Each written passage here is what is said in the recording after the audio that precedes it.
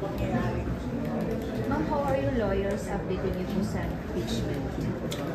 Sabi niya, ni Attorney Michael Powa, he is the spokesperson for the defense team. So any questions about the impeachment, you can direct it to him and then he will give you an interview. Ma'am, very quickly lang. Do it? Ma'am, saan po sa SON? Kasi sinabi niyo sa Australia, you'd rather be with Filipino community. Ikaw nagbigay ng idea na yan. Ma'am, tanong lang yun. You said in Australia, you'd rather be with Filipino community. Saan yun, ma'am? Para we can follow you. Asa man, ma'am?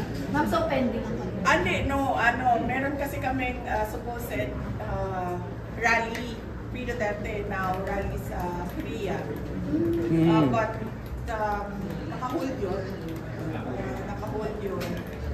So hindi ko alam kung matutuloy yun. Is that originally scheduled Sa SONA 20. Ma'am, if you're not attending the SONA, very quickly, what is the state of the nation for you? Mahaba-haba yan, ma'am. Ulit. Buktong hininga na lang ulit. State of the nation is dire, it is sad, and for me personally, it is frustrating. Ma'am, lahat ng Free Duterte rallies, lahat yun na-attendan nyo. I mean, may schedule sa Korea or any other countries, lahat yun balak ng attendan talaga? Or Sinusubukan namin, sir. Nagdidepende kami sa invitation ng Filipino community abroad.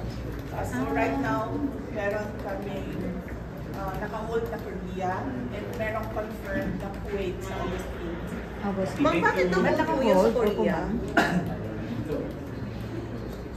Ano ma'am? Dahil meron pa akong kailangan kasi gawin.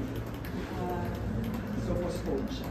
Hindi man siya postpone, naka-hold lang siya. So possible po. Ayusin lang yung schedule kumbaga. Ma'am, curious yung nagbabayad ng expenses nyo, sila or personal money? Hindi ako. Sila nagbabayad ng events.